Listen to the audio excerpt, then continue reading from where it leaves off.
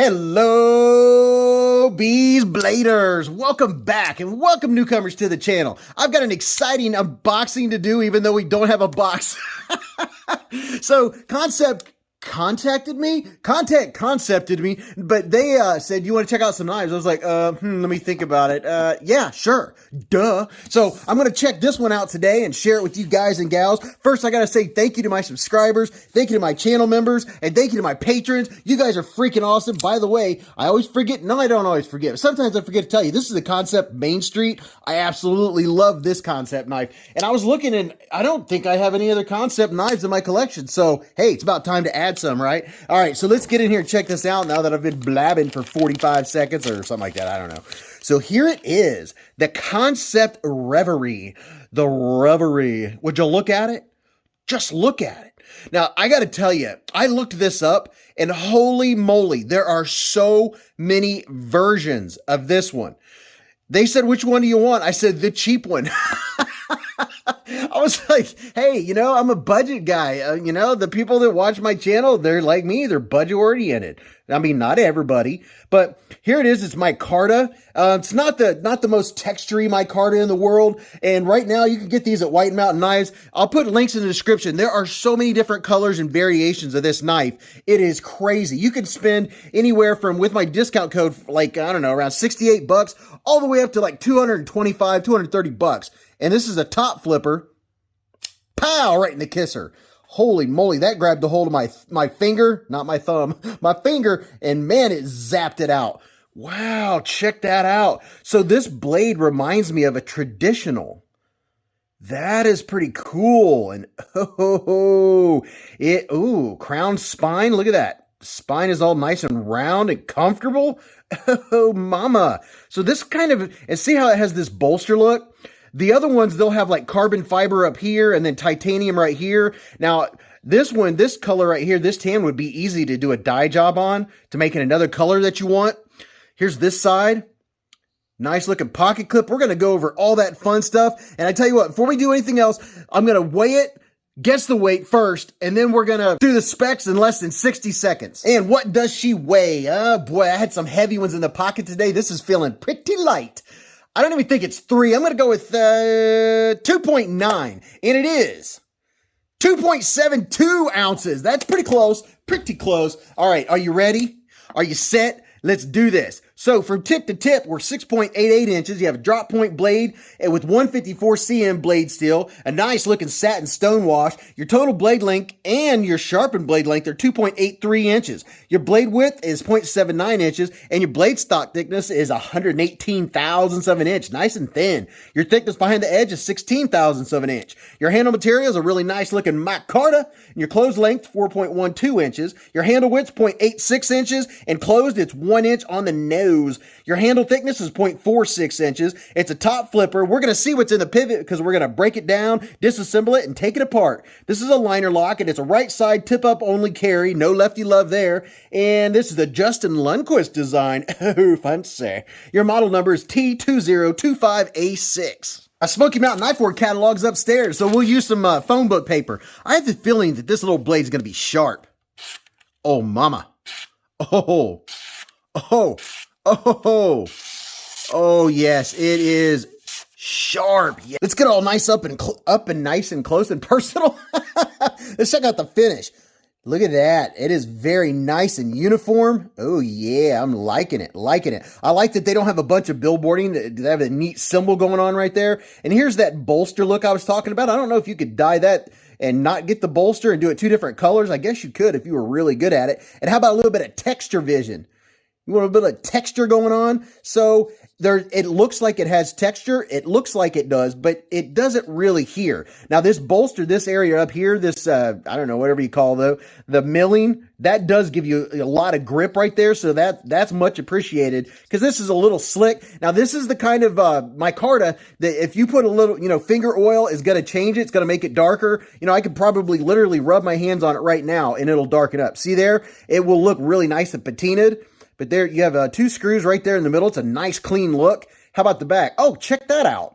You have a G10 natural G10. You could make that whatever color you want. You could personalize it. And I like it when they don't put a hole through the handle so you can put a lanyard on there, but you don't have a hole going all the way through. I really appreciate that. And your liners, nice and even, no sharp edges. Thank you very much. I appreciate it when there's no sharp edges. This right here, oh, that's not even too bad. I can feel it. You guys know my nitpick. I'm always nitpicking on that. And here's your deep carry. Yeah, that's pretty deep carry. Deep carry pocket clip. Now, it's not inset into the liner, so this might grab the pocket just a little bit. I'm going to see right now how it does. How is it going to go in and out of the pocket? Oh, it's not grabbing. It's pretty good. Not too shabby. So there's a look at you have a couple mushrooms growing in the shade right there. It'd be much better if it was inset. There's probably a reason that it's not. Are we centered? Yes, very well centered. And how about lockup? Lockup is looking pretty good. I'd say, what is that? About 40-something%. Lockup's good. And are we solid? Actually, a little wobbly. I'm getting some wobble left and right and a little bit up and down. So left and right, up and down, a little bit of wobble. Looks like the screw might need tightened. We'll find out what happens after we disassemble it. I'm definitely getting a lot of wobble back and forth. And what's the detent look like on this thing? Let's see. It feels pretty good. We'll check that out more when we do a little bit of the action. But I have to say, I've never opened a knife that has this much play in it. So I don't know if it was used or what the case was, but that is definitely a new thing for me to be able to feel it go back and forth like that. Very, very interesting. Here's the QSP Penguin. And it is pretty much, I'd say about exactly the same width as the old QSP Penguin. And you got to get a QSP Penguin, right? Definitely. And don't forget, if you haven't subscribed already, definitely subscribe so you don't miss what's coming up on Beez Blades and Friday nights, Beez Blades live at the Hive. Oh, right. So here's your QSP Penguin. It's smaller than the Penguin. And you know what? Let's go ahead and do a couple classics. There's your Spyderco Delica 4, and here's your Spyderco Paramilitary 2. It is definitely right in between those two. It does have a really neat, it has a modern slip joint look to its blade. I like the look of that blade. Here is the KIZER Original, and how about the Civivi Elementum? A ton of people have the Elementum, and a bunch of people just got the original. So now you get an idea of the size of this knife. Let me throw a couple more. How about the Kershaw Leek? Talk about an original Ken Onion design. And the Civivi Lumi. There's the Lumi. Wants to fall over on its side, but there's your Lumi. And let's do two more. You know me, 2 or 3, same thing. Here's the CJRB Mylea. Love the Mylea. And then oh yeah, look at that. There's the KIZER Feist. The Feist really gives you a good idea. If you have one of these and you want a little bit more knife, there you go. There you go. I'm going to put one more Feist up here. Here's the drop point version, just to give you some perspective. There you go. There you go, little fella. All right, now for some fun stuff. Let's check out the action, the ergos. And speaking of action, don't forget, if you haven't subscribed, hit that subscribe button. And you know what? I think what we're going to do is get a T8 out here and just see if this pivot is loose. Just from the get. Yes. So the pivot was loose. And yeah, there we go. It was centered before. I have the feeling, I bet it wasn't just now before I did that. Let's see what it feels like before we check the action. So let's see. I got a loose pivot. Now, there we go. Now it's rock solid. Okay, all right. Now let's check out the action. So there's pretty much only one way to open it. You don't have a nail nick. If you had a nail nick, you might be able to pull it. No, you're not going to. So if you're not good at the over the top, I can tell you right now, this is like the most awesome jimping ever. This is my favorite jimping. It's small, semi-aggressive. It grabs your skin because if I can easily do, and not to mention, you're getting a lot of texture. This right here, these, what do you call those, mill spots, are put in the perfect spot because it just stops your thumb in place and it makes it really easy. Look at that. Nice snap. Man, that is a nice looking blade. I do like this blade. Over the top is really easy. And how about, yes, there you go. I know a lot of you don't like front flippers, but I've had requests lately for front flippers. So, one or the other, one of this and 2 of that, or what is it? 1 in the hand, 2 in the bush. Left-handed. Pow, right in the kisser. So I can do it left-handed. If I can over the top flip with my left hand this easy, you're going to be able to do it with your dominant hand. Now the pass-through isn't too bad. There's not a lot of pass-through, but it does have that really, it's almost identical jimping to up here. Ooh, very nice. Ooh, squirrel. has a nice pass through. It works very well. It's not heavy duty. It's not a big pass through. I said duty. It's extremely easy to close. Very easy. If you like to fidget your knives, this is going to be one you can set and fidget with. Look at that. I didn't even, oh man, it is easy to deploy. Ergos, my hand from here to here is 4 inches, from here to here is 3.5, from the bottom of my palm to the tip of my middle finger is 7.25. And what's it look like? Well, in the hand, fits well that way. And boy, that is so easy to open like that. I have a full grip. So are we getting any hot spots? You know, I'm giving it the old bees squeeze. The only place I'm feeling it is just, is that the clip I'm feeling, or let's see. Yeah, I'm feeling the clip when I'm really gripping it, but this is not one you're going to be cutting down trees with. At least I hope not. This is like this is a more gentlemanly knife. It's like a gentleman's size knife blade with a little bit bigger, thicker handle, just enough to give you a really good grip. I do have a nice purchase on it. I like the jimping up here. Yeah. Oh, I could definitely see peeling an apple with this. This is a more gentlemanly style knife. Definitely. Now, you're not seeing a lot of color right now because this doesn't have any. I'll show you when I clean it. I'll put a little alcohol on the scale to show you how dark. It's going to look a lot better with a little oil. You can also put some mineral oil in there to make it look better. But yeah, this is a nice lightweight, less than 3 inches. You can see there, it's not a big knife. But you can get your hand all the way up there, right next to the blade for doing a little bit of cutting, a little bit of slicing, push cutting, a little bit of saw action. Nice grip. My thumb is stopping on it. That's pretty good. I tell you what, let's take it apart and then we'll come back and talk about it. All right, so I already have my T8 out here. I'm going to put up my Weehaw stubby. Get you a Weehaw stubby. If you watch Beez Blades, you already know. Get you one. I'm going to go from the clip side. Actually, I got to give me a T6 out and get you one of these sets. I always preach about these because I have tested and they are tried and true in my book. Not to mention, I don't know how many times I've had to use this as a spare driver. It's very nice, very nice. So let's get in here and see what this business is all about. I'm looking forward to seeing what's inside of here. And you know what? Now, I have been asked, why don't you use Loctite, or what do you call it? Thread locker. I do have some, and usually I'll put it on if I have a pivot get loose on me. Well, seeing as how this one came loose and is very easy to loosen, and I'm having to put pressure on this side because it is spinning. So I have the feeling we don't have a D-shaped pivot, but it's coming out very, very easily. But I am going to put some Loctite on here. Oh, okay. So look here.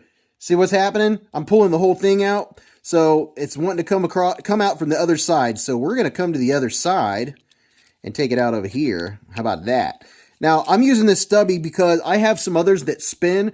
But if you're just starting out and you want to get a good, reliable one, that's why I recommend this one. It works very well. So here is our screw, and I'm not really seeing a whole lot as far as Loctite on there. And you know what? I think I'm going to turn the light up just one notch for you guys and gals. Pow! There we go. So this is odd. You know, most of the time I take it apart from the clip side. That's just my go-to. But, you know, if you're doing like me and you decide or you discover that it's wanting to come out from the other side, just put it back in, go back around. There you go. It looks like it might have had just a touch of thread locker on there. Put my screws back and put them over there where I know where they're going to be. These are coming out very easily. Very, very easily. Are you going to come out? As I say, they're coming out very easily. Oh, there we go. He's just sitting in there. Just sitting in there. I'm going to leave it in there. What the heck? So here's this side. And now see this? You can tell where there's been oil on the pivot. And I'll show you here in just a second. No, I'm going to take it out so I won't lose it. He doesn't want to come out. All right, we'll leave him in. Fine, be that way. All right, here you go. So you can see we have some milling going on here. And, oh, okay. All right, we have a couple more screws. Well, how about that? Get those bad boys out of there. And, whoa, those are tiny. Tiny, tiny. Those do have some thread locker on them. Just a little bit. Just a little bit of thread locker, and I just felt it let go. So I have the feeling it's going to come apart easy. And I don't have anything to grab a hold of. And, oh yeah, it's coming right apart. So there's this side, and yeah, we do have a little bit of gunkage in there. Let's get that cleaned out. I have a rag here with a little bit of rubbing alcohol on it. Makes it easy to clean stuff off. And I'll show you what I was talking about now. I'll put some rubbing alcohol on here. Now see how that darkened up? Made it look nice. You could do that with a little bit of mineral oil, or you could just let it patina from the oil from your skin. Now, this is going to dry right off because it's alcohol, rubbing alcohol, not the other kind. Now, here's your pivot. And those look like ceramic ball bearings. They're black. Usually when they're dark black like that, they're ceramic. And here's this side. And our stop pin is internal. It is part of the blade. So you can see there where it stops when it's open and shut. That's very nice. And yep, they are ceramic ball bearings. That's what I'm talking about. Yeah, you can see there's a nice amount of gunk in there. And I've got me some doodads. You got to get you some of these doodads from not White Mountain Knives, from KPL, Knife Pivot Lube. I have 10% off discounts. By the way, if I didn't mention it earlier, I have discount codes to a bunch of different places. White Mountain Knives, Knife Pivot Lube, Smoky Mountain Knife Works. I have an affiliate link to them. 5% off Civivi Knives. See there, we are getting some stuff off here. So I think, after we close it up, put a little bit of thread locker on there, I think we'll be good to go. It is nice and clean. Now, that is kind of neat. It has a path. It has an indentation, a path there for your ball bearings. That is kind of fancy. Kind of fancy going on there. Oh, all right, I'll take it. All right. But I love my doodads. They're good for, when I get little crevices like that, they're good for doing that. So here's your pivot. The pivot is free spinning, so no D-shaped pivot. Kind of surprised by that. I don't have much experience with Kansept knives. So, I didn't know what to expect. Oh, what did I just drop? I just dropped something. Oh, here it is. Whoo! I felt something hit my hand. The stop pin. When I feel something drop, it's not a good feeling. There you go. Look at that. Let's get that out of there. So, I would hazard to say that this is kind of good to know that I wasn't sent something, Shabazz always says you can expect this might be the very best example. I definitely wasn't sent something that was quality control checked. So that's good to know. It's a very, very good, interesting, like I said, I don't have much experience with these knives. And I have some more to check out, and I have some pricier ones to check out. So that will be interesting. All right, so let's, there's your G10, all milled out, pretty nice. All right, let's put her back together. Get you some Knife Pivot Lube. Use my discount code. This is what I use when I disassemble and reassemble all my knives. Get you some of this good stuff. It's the good stuff, and I'm going to put a little bit on a doodad here because, well, if you're a part of the Beez Blades hive, you already know I'm heavy-handed, and I prefer to do it this way. I'm putting a little bit in there. Going to put it around there, just a little bit of here, a little bit of there, a little dabble do ya. And definitely, if you're new, if this is a first time watching a knife video, or if you're not familiar with live streams, they are the most fun part of being in the knife community. And if you're not aware of it, there's a YouTube knife community, and they are the bunch of friendliest people. Caring, giving, we have so much fun. It's a bunch of adults that are all into the same thing. We all love knives, and we get together. I'm here at Beez Blades, live at the hive. Oh, right. I always say that. I started it, now I can't stop. We get together every Friday night, 8:15 to 11:15 p.m. Eastern Daylight Time, and we hang out for 3 hours at least. And we talk about knives and whatever else comes up, and we do a pocket check and see what you had in your pocket that day. Let's see, how are we going to go in there? So, see there how that works? Your stop pin is going to go around the circle right there. So, I've got everything lubed up. Put this dude back in there. Put this guy on here. I've already lubed up both of those sides. I'm going to put a little bit more on the ball bearings. So, this is, it came apart real easy. It's going back together real easy. But definitely stop by and say hello. You don't have to say anything if you don't want to. I'm going to put a little more on here. You can just come in and see. You'll see what we're talking about, that it's just laid back. And we'll do a pocket check and see what you're carrying. And, if you have a knife that you got at the gas station, that's totally cool. We don't, this is the most non-judgmental group of people. You won't believe it. And if you have a question about knives, this is the place to ask. And we have different knife channels stop by. And we shout them out. That way you can discover other knife channels. and just, you know, you could just watch there's enough knife content. You can watch knife channels all day long if that's what you're into. If you're just discovering the knife world, oh boy. Come on down the rabbit hole. So I'm going to get some, I have liquid, but I also have this thread locker stick. I'm going to use some of this. And what I do with a pivot is if it's, you know, after I put a knife back together, if it spins on me, I'll use this. And I'll let it dry for a day. And if that doesn't work, which means I don't get to flip this knife around tomorrow. But if that doesn't work, then I will use the liquid. And the liquid usually is, I only need that if it's really one that doesn't want to stay. So just putting a little bit on there. That's how much I'm putting. Just that right there, which is plenty. I'm wiping my fingers off because I'm trying not to get it all over the scale. We'll just put this dude in here. Try not to get it everywhere. So this should solve our problem of the pivot wanting to come out. So I'm not tightening it down completely. I'm going to get these other screws in there. You know what? Do I have people screaming at me through the screen right now? Hey, dude, you forgot something. All right, I'm going to backtrack because I started putting it back together and I know some of you were yelling at me. You would have been yelling at me. Depends on where I cut this back in. Here's your KPL heavy. And I'm going to put a drop right in here in the detent hole. Now you see that track going around, that little path? I'm just going to really gently put a little bit. Yeah, very nice. There we go. There's your KPL heavy. That is very nice. Okay, so let's put this dude back on here and then put this dude back in here and make sure I've got some lube on there still.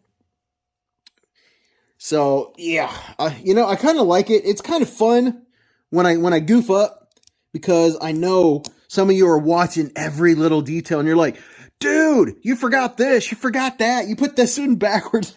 There was a time, it wasn't too long ago on that Sanren Moo that I put the wrong screw in the wrong spot and I couldn't figure out why the scales weren't lining up. I was like, what is the deal? Was it like that when I got it? And, you know, oh my goodness.